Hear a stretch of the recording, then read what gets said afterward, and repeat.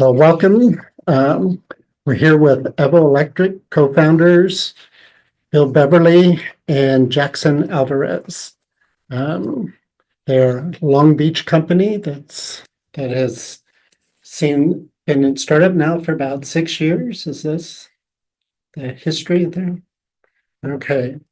So thank you for joining us today, and we want to explore more where you're at now and where you're headed, as opposed to that early journey.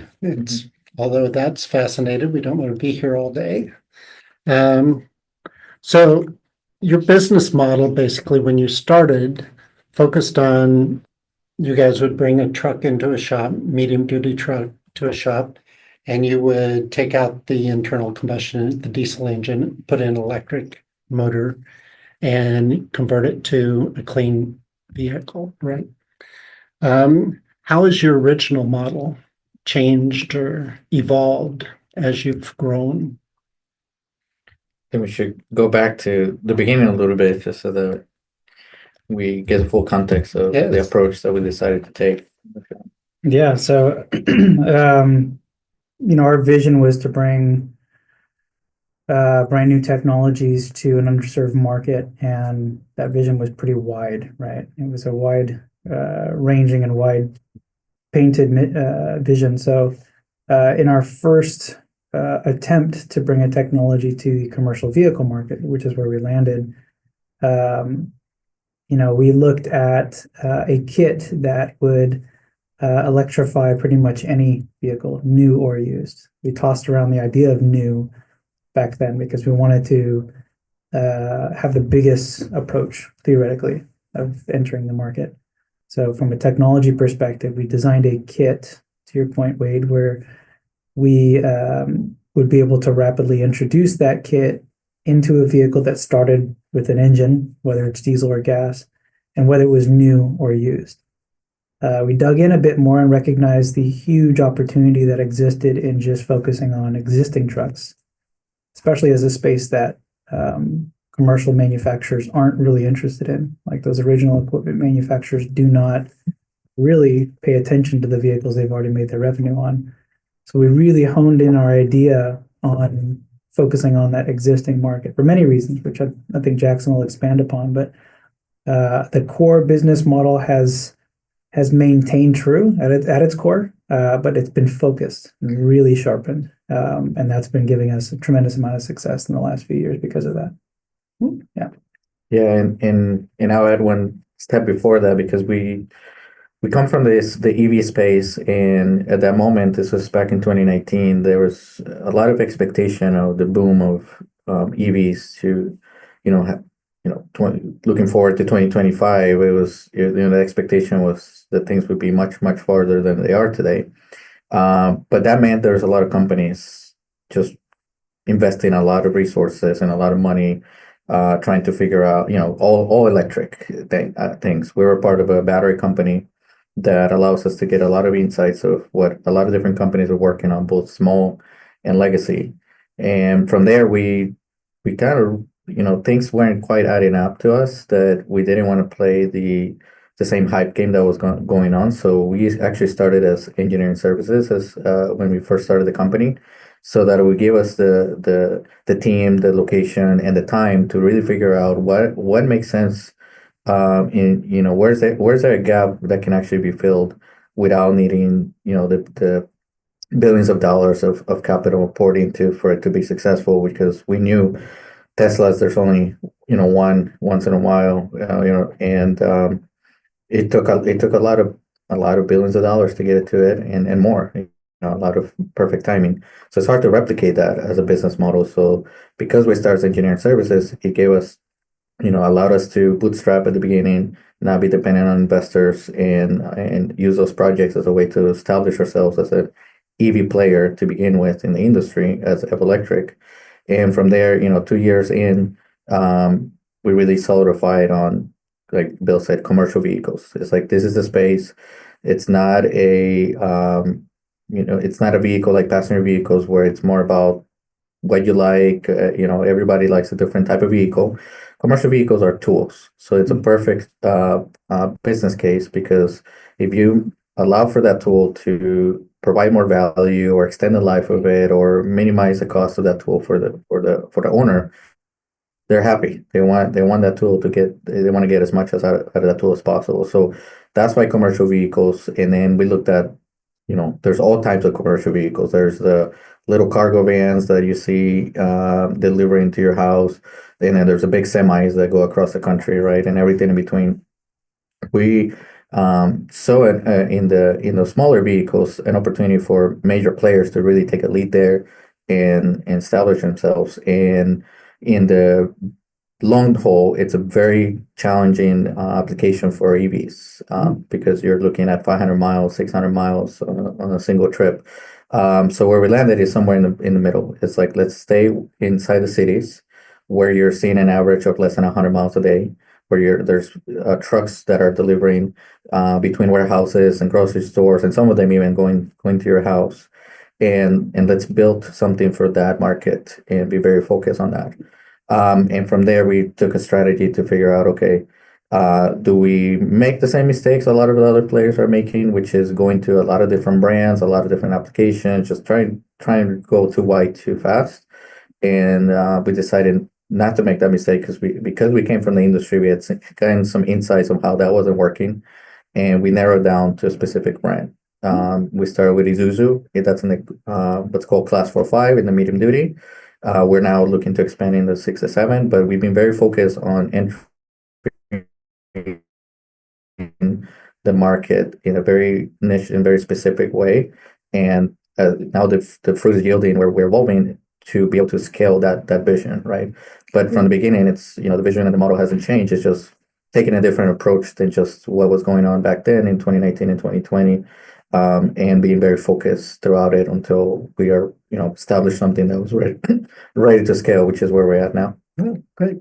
And when you were first developing that focus, narrowing your scope, understanding which niche you wanted to go into first, was that through customer feedback, or was that through you studying information on the market and your interpretations? What did you use as a foundation? It was both. Hunting and analytics. I do want to give a big shout out because we've known you from the very beginning, and you introduced us to the Long Beach Accelerator, and I do want to give the shout out that a lot of the initial engagement with the Long Beach Accelerator was challenging us and pushing us on answering that question that you're asking right now. And obviously there's a lot. We had some perspective prior. We had obviously a lot of insight by working with customers, but a lot of that initial drive, like really figure out who's your customer. Mm-hmm. Is it new? Is it retrofit? Is it an OEM? Are you a tier one? What's this business model? That came a lot to be the starting point of that good pressure, that good mentorship started with Long Beach Accelerator. Yeah, for sure. Really appreciate it because we came at a perfect time for us where, the wide open ambitions an entrepreneur has when you step in is, the world is my oyster. We can go in any direction we want. We're definitely charged with that. We still are.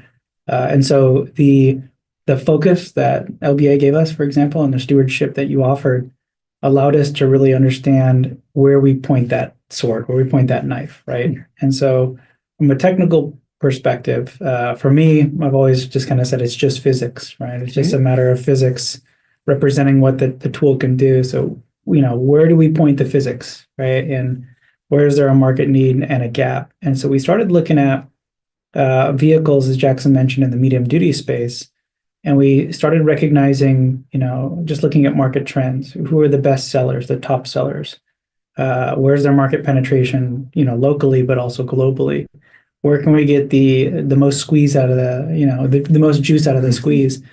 If we're going to start first, let's start big. And we'd always had ambitions to going to other countries. Underserved markets for us isn't just local. It's not just small communities, small business owners. It's entire countries, entire ecosystems that just never receive top tier tech.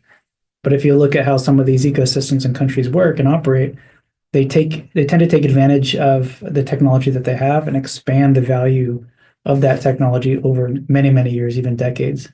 So it's a good fit for electric. And we started saying, man, if we can get these technologies in the hands of people who actually understand and really value them, less as a commodity and more of it as a way of life, then this can really have significant penetration. All we have to do, air quotes, all we have to do is tackle the upfront cost issues, right? The premium that currently exists. So from a physics basis, we started looking at how these vehicles operate in different markets. We looked at California, but we really were very avant-garde and looked at Colombia, for example.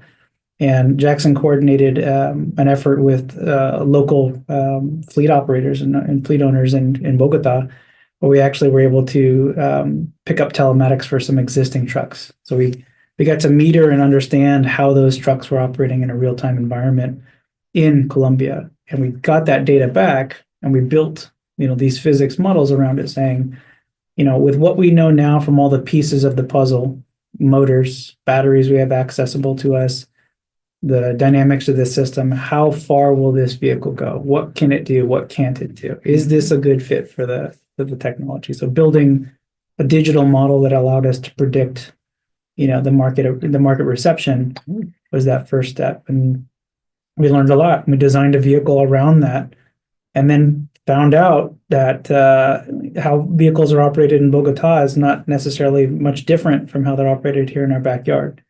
It's a lot of stop and go, a lot of point-to-point traffic, heavy loads, things that diesels are just not good at, a lot of stops, right?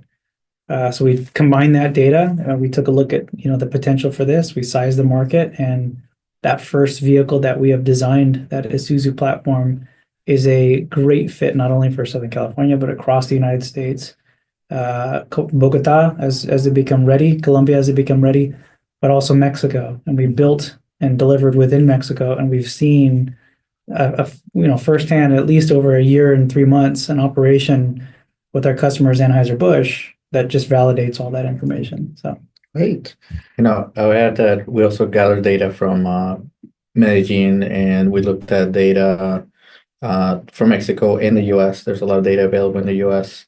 So the model was kind of looking at drastic sides of the equation.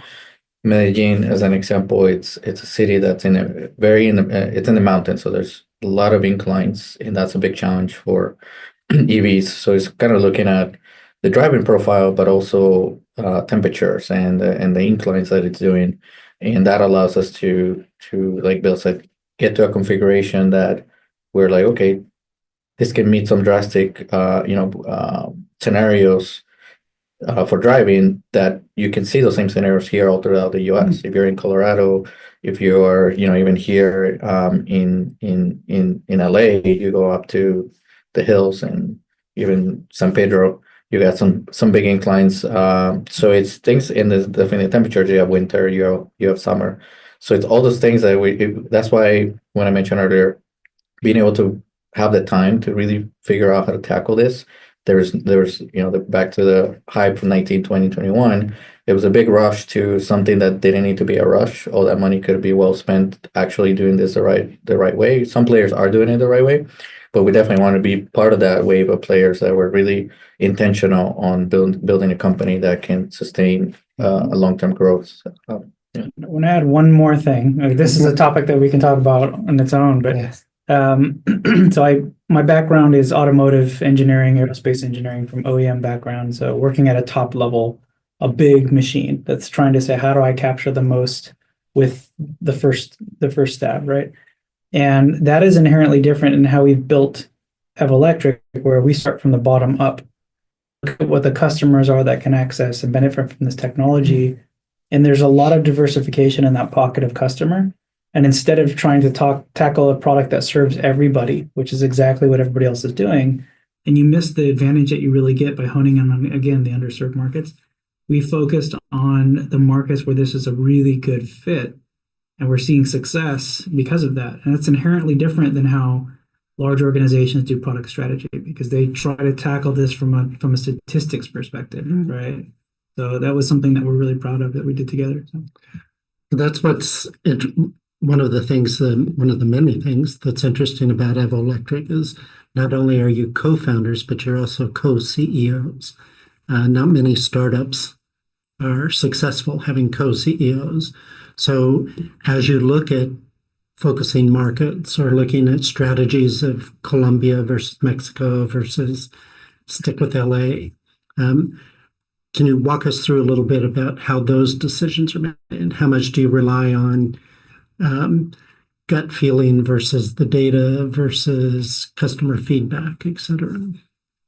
I think a lot of it comes from having the experiences at different startups that were very big on titles and very big on, I'm gonna go outright and say it, ego.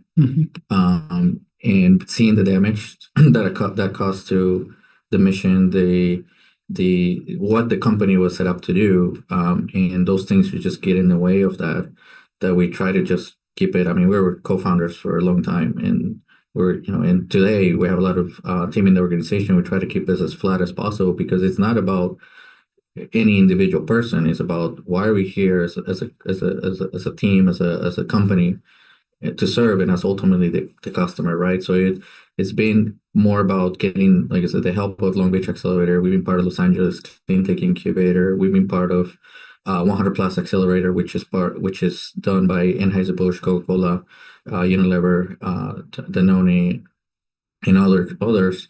The Circulars Accelerator, which is part of the World Economic Forum. So I mentioned all those, even the NASDAQ Entrepreneur Center. So I mentioned all those names because that being part of those ecosystems is allows us to have both an investor point of view, but also a customer point of view and a startup challenge point of view. So because you have the idea, you can have the team, but the road is hard, no matter what it is that you're coming up with. So it's really figuring out the way to navigate through that road. And in the past, with previous experiences, we just saw a lot of ego getting in the way. So that's one of the intentional reasons of just not caring too much about the titles. And then you asked about how to make the decisions. It's the thing is, because we came from the space and we saw a lot of things of what not to do, and we brought on team members that have seen a lot of what not to do. It's become became very clear throughout the journey what things to avoid, and that helps us at least focus on what not to do. And then when focusing on what to do, really is weighing the opportunity, the risk versus reward, right? Because we have to take risks. That's why you're a startup. You have to be completely uncomfortable, and you have to take risks that can put you out of business. But like, if you don't take those big shots, you don't get to get in the game and be able to have a chance at succeeding. And so collectively trying to figure out how collectively with these ecosystems, figure out what made it, what's the shots to take. One clear example, and I think a very key defining moment for our company was through the 100 Plus Accelerator, we had a pilot fully paid to work with Anheuser-Busch and work and deploy a vehicle in Mexico. At that point, we had only deployed 2 vehicles total. One was a prototype, and the second one was the first one that we put in custom operation, but it was under our possession. So it was really the first customer deliverable. It was extremely uncomfortable for the entire team, all of us, to say, hey, should we build this in Mexico? Are we ready for that? Is Mexico really worth it? Is this, there's a lot of questions, but at the end of the day, it became, we don't know how many of these opportunities we're going to have to be backed by such a big player, be entrusted, and have the funding to do it.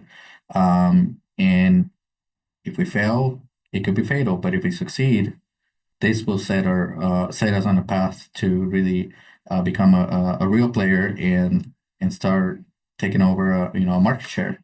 And that's what happened. So we ended up collectively making that decision of we're doing that. As there's a saying I've heard in the past where it's about 80% commitment, 80% agreement, 100% commitment. There was definitely some doubts and question marks in all of our heads.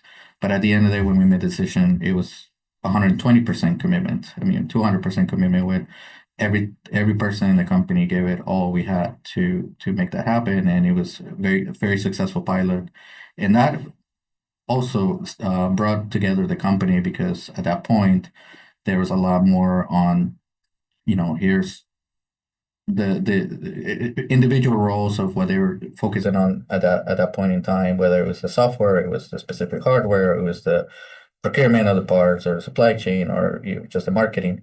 But that effort actually brought the company together because it was a big challenge that took everybody. And after that, it was like, well, if we did that, we can do anything. And that's allowed us to maintain kind of that momentum going. Yeah. But just Confidence to take the chance, and then success breeds more confidence. yeah, when you go to a country where you don't know anyone there or have any experience or any employees, and but you have a customer that believes in you, and it's they're willing to do what's within their hands, including budget to make it happen, and they believe in your model, and it's those type of chances are hard to come across. Yeah. Confidence and ego are very difficult very difficult line to walk. So, I guess my approach is when we endeavored to do co-CEO-ship, if you will, it was a forced exercise in humility. And neither of us was a previous founder of something this big. Neither of us was on a global scale in the past. We've had our successes in previous industry that we can continue to run on. So when we decided to make an organization, we said, I depend on you, you depend on me as a co-founder. You own this. And that's the natural areas where we align from previous experience.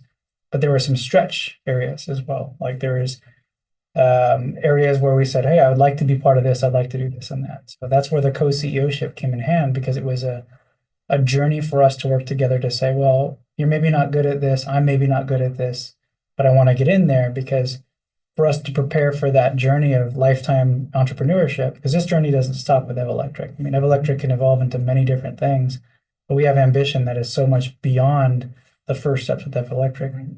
For us to do that, we had to force the humility of saying, I need help, and I need help from somebody I can trust, and transparency is important, and I got this, you got that, and then holding each other accountable along the way.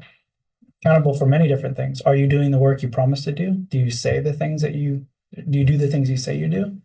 Having those conversations at an equal position from a title perspective was important, but also, are you doing the things that I expect you to do? Back and forth, right? Because that's why we're both equals in the organization, as we came in with that understanding. And if we get that culture right at an operating level between us, that cascades to the organization. The organization can feel empowered to step in and lead when we're not there. So the title is just a figment. The title just sets an expectation that decisions are made in a balanced ecosystem as much as we can afford to. Yes, ties have to be broken every now and then, right, in certain cases, but we now have leadership that can weigh in and do that. And to empower them to exist in a space where there is no Jakson, there is no Bill one day, is the best success we can explore, because then whatever the CEO looks like will be more operational, right? And the vision has been cast. But back to the point, confidence, if we're not careful, breeds ego. And that ego tends to turn us into, awful beings, which is what we used to work for in the past. And we saw a lot of people that were just, I don't need anybody, I can do this on my own. And the moment that happens, you just follow Peter Thiel's book, basically, nobody can succeed. The founder's dilemma is that you become so driven with your own success that you lose track of. And holding each other accountable as co-CEOs has been the main vision. Everybody's seen so many startups that have imploded because of conflict among founders. How much of this did you discuss sort of prior to jumping in versus learn as you go?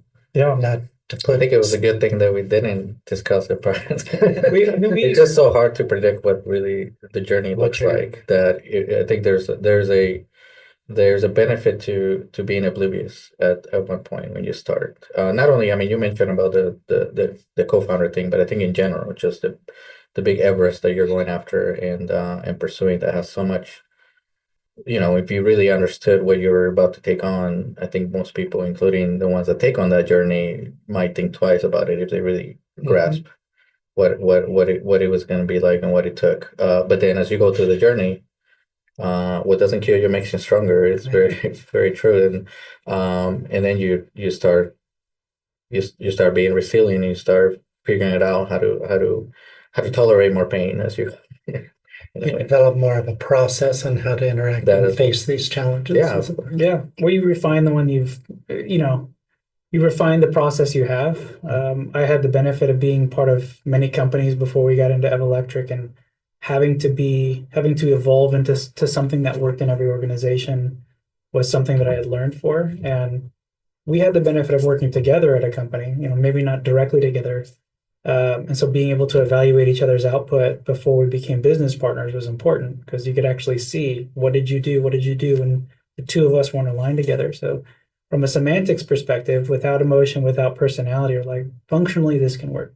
Now, how do we tackle the emotional side? How do we tackle the communication side? How do we tackle the risk of becoming too proud of success and then disappearing one day? One of us. We both have to entwine and make this work for at least 5 years. That was the first discussion, right? Mhm. And we actually brought in more founders at the beginning, right? And that wasn't related to that as much, but we wanted to. I think the idea at the time, let me know what you thought, but the idea was to diversify the playlist a bit and figure out who had the best skill sets for very specific, tangible things we needed, and to build a structure more classically that we've seen.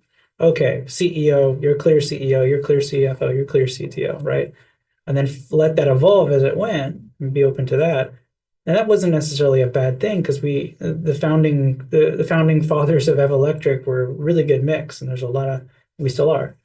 There was a lot of power in that, in those early conversations. But as reality started hitting, and some of those partners didn't end up representing what they really talked about in some cases, or others had extenuating circumstances and family situation. I can't go this long without pay, or my family wants to know why I'm not at home as much. It's like, those are realities that you're like, okay, maybe Especially while you're going through a pandemic. yeah, where are we going to get money in the pandemic? And we were really, what it kind of turned into is what Jakson mentioned, the resilience of our success is, in my opinion, has been mostly due to our focus and our patience, although how difficult and painful it has been. That's what's required. And I had a lot more hair, which I always tell. But that's, passion requires sacrifice. That's where it went.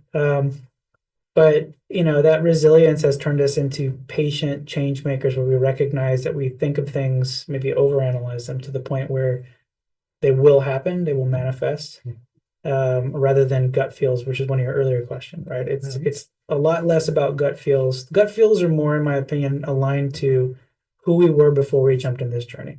Because my gut feel when it comes to finances means nothing when I have somebody like Jakson, right? And his gut feel when it comes to technology means nothing when he's got me. And that's the real fit when it comes to the co-founders that are working synergistically, and that dynamic that we try to build at a team level. Like, stick to your lane, but there's levels to be able to operate outside of the lane, because that's collaboration. So that's short version, from what we've seen in other startups.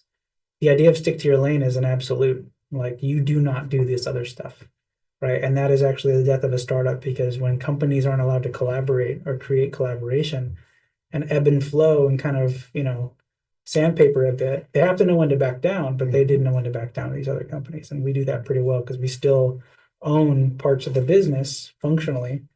And that's healthy. That's what, that's how it works. And I'll say, there, gut feeling, there is, this, if this was a science, everybody would do it, and everybody would be successful. So there is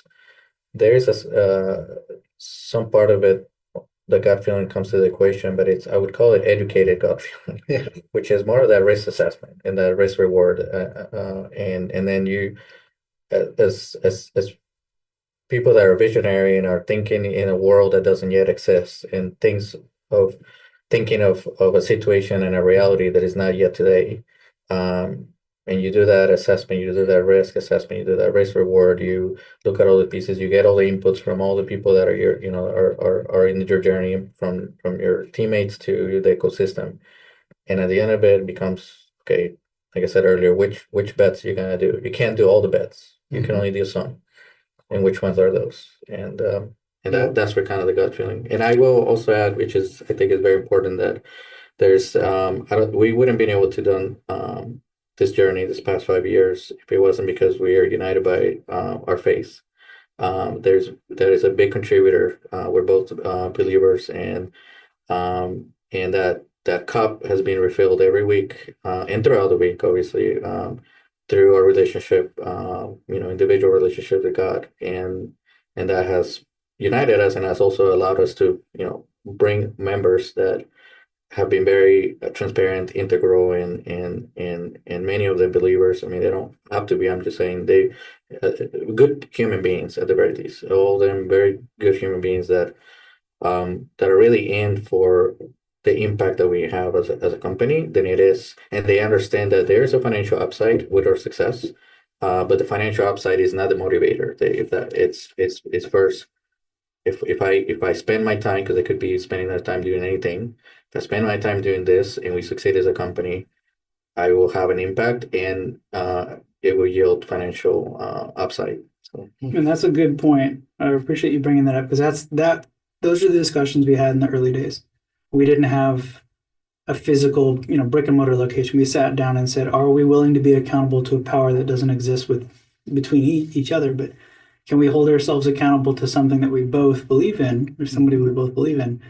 And are we willing to do the work that we know glorifies, his journey? And that's kept us honest this whole time. And that doesn't exist in this market. It doesn't exist in entrepreneurship because people pray to money a lot of times. And it's, for me, personally speaking, it getting into the entrepreneurship journey, I'm extremely uncomfortable with glory and vanity. And having been a theater guy, you wouldn't think that, but just the fact that I got to pretend to be somebody with that glory and vanity, but this is real me. This is 100% me. And the last thing I want is somebody to look at me and be like, man, that guy is so full of himself.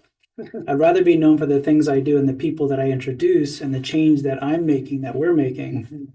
And that stands beyond me. It's like, look at the people that have exceeded beyond what we have done because the change is cascading. And that's kind of what motivated me. And so sharing in a Christian faith and being a humble disciple has been, part of what we share in the journey.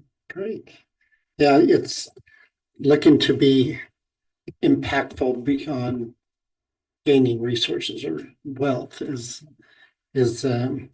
part of what we talk about. How do you respond to the community? How do you include the community in your analysis? How do you include the environment? Not just your company making a profit. Yeah. And then you're successful. But as you're growing, you mentioned briefly about bringing on other team members. And have you, in that journey of bringing on other team members, you've been engaged in helping to train those people coming in or looking with the university and engineering and on the business side, getting the right skill set there.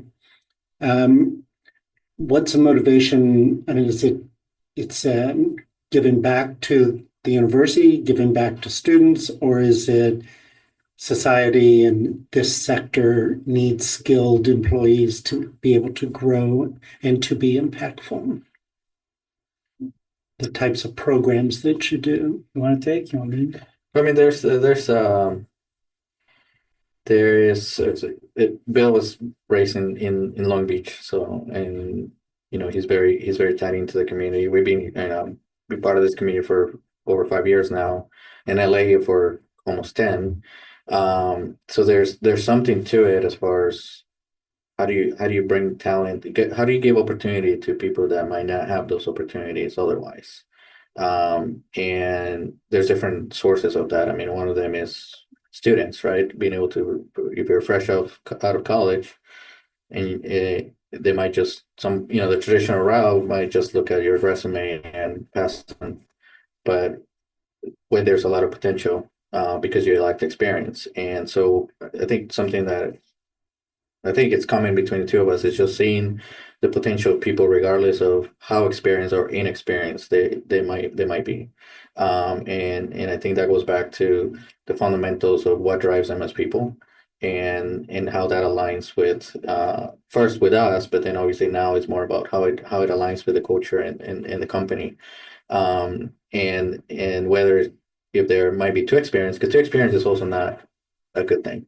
Too experienced means you have a lot of hurt and a lot of biases in you, but also a lot of good things and a lot of good experiences that going into a startup or environment that's very ambiguous and it's ever evolving can be very challenging, very, very challenging. But the first thing is that person willing to stretch themselves to adapt. And if they're not, then it's hard to make that fit. But if they are, the sky's the limit, right? And the same thing goes with fresh out of college is you're lacking the experience, but some of the things that Bill said earlier is like if you're overconfident about what you can do, if you're not looking for help, if you're not asking questions, if you're not transparent about what you can do and what you can't do, then it's hard to navigate that relationship to be able to empower you and help you grow to your potential.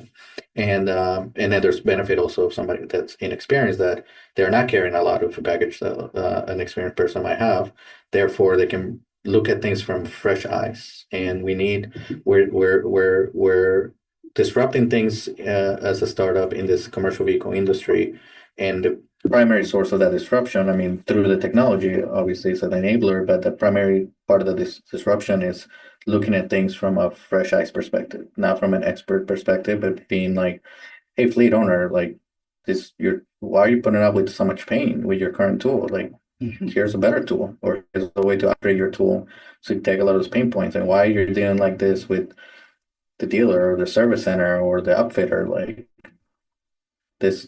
So it's things like that that makes us as a company come in with fresh eyes. So the more individuals that we have that also come in with fresh eyes it does help us. So it's having a mix that from that standpoint. And the last thing I'll add, from that source of talent, it also, that why we're also very passionate about the way we're going to scale, or the way we are scaling our company, is by not building factories, but actually working with existing service centers that are already maintaining these trucks all around the world. And then it's a positive thing in two ways. One, it makes the business model to be very capex light, which means that you don't need billions of dollars to scale. But also the part that excites us the most is the part, hey, you're actually giving opportunity to technicians to not be scared that their jobs are going to go away, but they can evolve and not only service EVs, but they can build these EVs in their service center. It's no longer exclusive to the factories to build these robots, because EVs are really closer to a robot than it is a vehicle or more like a smartphone, that those can be built in your service center where you thought you were subpar environment in sometimes. That is their thought process. And that became very clear in Mexico when we did the project there. We did the build inside the service center of Anheuser-Busch, inside their distribution center, one of the main ones in Mexico City. And we worked with their technicians, and the conditions, they're what you would what you see in Mexico and Colombia. I mean, the service centers are not like what you walk into a dealer here. I mean, there are a lot of service centers like that, but the one we worked at in this situation, the tools were outdated, the location was outdated. They were working very long hours but one guy, when we were done with it, one guy, really stuck with me. He asked me for some videos and said if he could share with his grandchildren, and he had tears in his eyes, actually, because he was like, when we came into it with a kit and saying, hey, we're going to turn that truck right there electric, that truck that you thought was trash, that everybody's been looking down on for the last 2 years, we're going to make this essentially a robot. They were like, you guys are crazy. Like, this is not a place where you build EVs. And seeing them in those 3 weeks to go, like, you guys are crazy, but this is cool, so I'm going to help you. Like, but I'm busy also. So they start seeing the progression over those 3 weeks, and they're like, oh, you guys are really doing this. To then be more engaged. And then at the end of it, like I mentioned, that guy just saying, hey, I want to show this to my grandchild, because it's just, I never expected I would ever do this in my life. And this is somebody that was near retirement. Life-changing moment. Yeah. So that, and we're seeing that same impact here in Los Angeles, where we're working with a lot of technicians that are already servicing vehicles. They come to our location. They help us take parts out of the vehicle. They help us work on some of the aesthetics, and they're the same. It's the same thing that now they're, I know especially a couple of them that are especially this guy named Orlando. He's being trained as a technician. He's got his own shop, and he comes in and helps us. And then he starts looking at the installation. He starts looking at the battery and the motor and the high voltage cables and this. And he's like, oh, this is this doing the power steering? Is this doing the brake? Is this why you're connecting this to that? And it's like just while he's taking breaks from doing other stuff. And now he's thinking, maybe my future doesn't have to look what I thought it did. Right. Maybe I can start embracing the EVs, and maybe this is a path to actually start installing in my own shop. So just the impact is just the potential of the impact is just massive when it comes to giving people opportunity to take part of this and do things that they never thought was possible, or give a chance where the others weren't willing to give that to them. So as an engineer who started life as a theater major, again, I reflect on the last 21 years of my engineering career, and I think the most fun that I've had has been the people side, the relationships I've made, the people I've learned from, the value hopefully I've left with them. So for me, I've learned, especially in these last 5 years, the value that I see in my lifelong career journey really comes with who are the people I've met, who have I learned from? Because even though I'm the top of the totem pole, so to speak, I'm a constant student of learning. Like, the world evolves at such a fast pace. I can never stay ahead of it. But my responsibility is to guide people and then to be open to learning from them as we go through that guiding process. So being able to work, especially with youth and people who haven't been given the same opportunities as Jakson mentioned, has been rewarding, because they come with fresh eyes. They come with fresh potential. Sometimes they need stewardship and guidance and control. Mm-hmm. But I've just been so overwhelmingly wowed by just surrounding myself and my career with people that, frankly tell me that you're wrong, or this can be done a different way. And then being wrong most of the time, saying, okay, I've learned.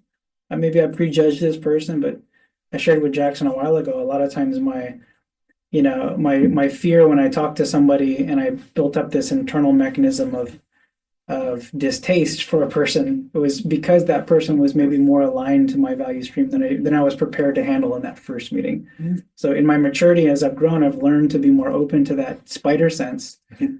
And say, all right, this person can actually probably be a very close friend or a very close enabler in this journey of what we're on together. And so, being able to work with my alma mater and local educational centers. I think the biggest problem in the world is not, hot take here, but it's not just climate, right? It's a lack of focused education and access to education. So the most important thing I think that I like to do with what we're doing is provide a means to educate people on the reality of what a technology and an approach can do to shaping the world, and getting them excited about that excitement, right? Saying, like, I can be part of that change, and that catches like wildfire. To say, I can continue to do things inside Evo, outside Evo. And I liken it to what I used to do with children when I was in college. I used to give math, lessons and math tutoring. And I'll never forget my brother's, now his wife, but his girlfriend at the time, was one of my students. And she'd come to me all the time. She's like, I hate math. I'm awful at math. And I'm like, you're not awful at math. You're just awful at pain and suffering. Like what other subject gives you such a crystal clear answer? And that overwhelming rush of adrenaline, maybe at the end, like, I got it. I can move on with my life. It is black and white, right? And not all math is like that, but a majority of it is. So breaking through that barrier and telling her, educate yourself on a way where you can bear it, or you can get through anything for 10 seconds at a time, if you will, right?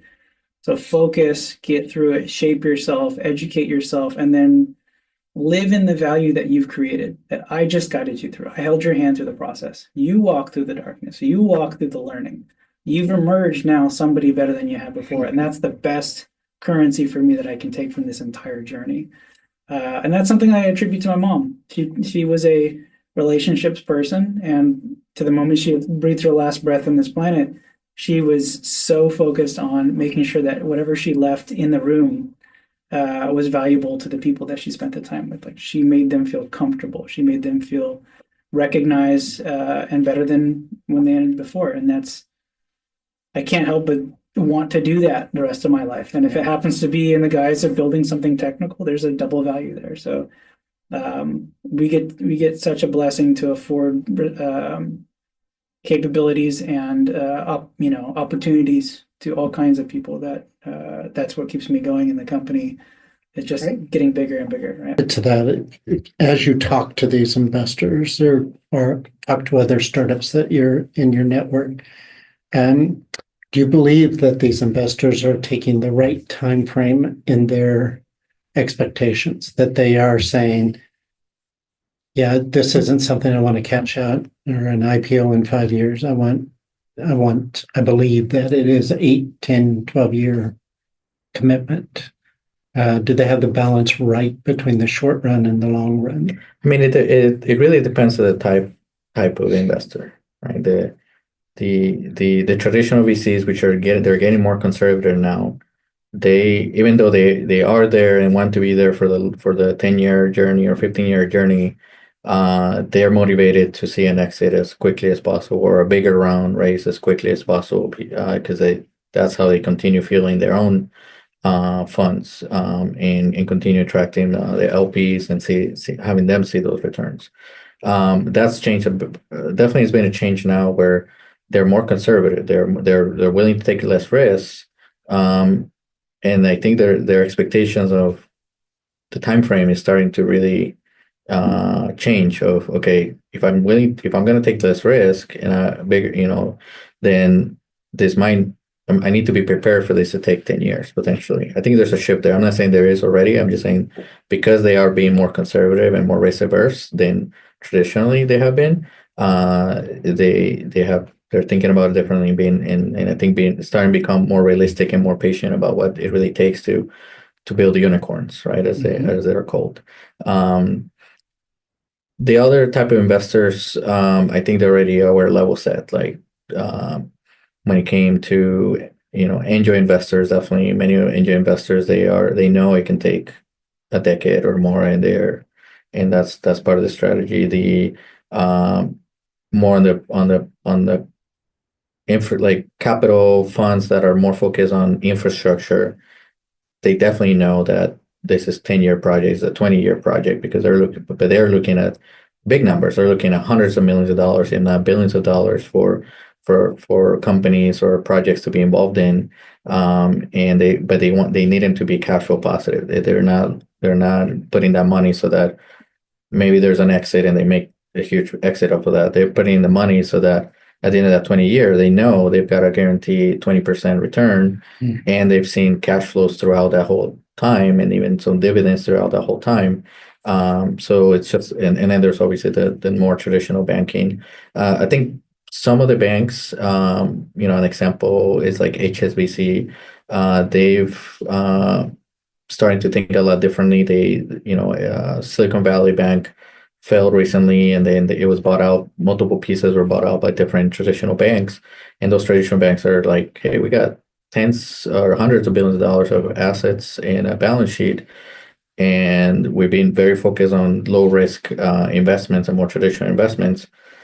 But if we get early into some of these companies that are, especially hardware, very attractive, because hardware, once you start scaling, you need that working capital. You need more fuel to keep growing and growing and growing. That if some of these banks are seeing an opportunity, if I come in earlier and start supporting some of this early hardware startups, then now that startup becomes a partner for that traditional bank to start talking about working capital in the hundreds of millions of dollars a year. Great. I keep thinking of the phrase "evolve or die," right? Yes. Because I think a lot of VCs traditionally, especially in the boom years, have walled themselves off of macroeconomics and just said, I can get the gain at whatever the gain's price is, whatever the gain's cost is. And they were kind of rewarded in that, because there are a lot of good examples of companies that just blew up out of nowhere. I'm not saying that that's a bad model, but when you come out of a pandemic, you come out of a worldwide struggle in terms of just to access some basic needs, out of that, it requires a different lens of how success looks, I think. And maybe a different time frame is part of that. Maybe it's not 4 or 5 years, maybe it's 7 to 10 years, and because we don't know what the world's going to look like in 7 to 10 years, you know. So I think there's a little bit more education that needs to happen from those VCs actually sort of retooling their gain models or their models on profit and the end game. But I think they're learning, hopefully. I mean, sometimes the best learning is by failing and being around to be given a second chance. So, but you know, I would say rushing success has never been a good recipe for you know, steadfastness or for, you know, Investors. yeah. So All right. Well, Jakson, Bill from Evolectric, thank you very much for spending this time with us. And really appreciate it. I always learn so much listening to your insights. So thank you. Thank you for having us. Thank Really you, Wade. appreciate it. All And right. thanks for all the Appreciate it. support over the last 4+ years. Yeah. Yeah. Well, it's great to see all the growth and all the successes here. This is Wade Martin from the Institute for Innovation and Entrepreneurship. We're here today with the co-founders of Evolectric. Thank you.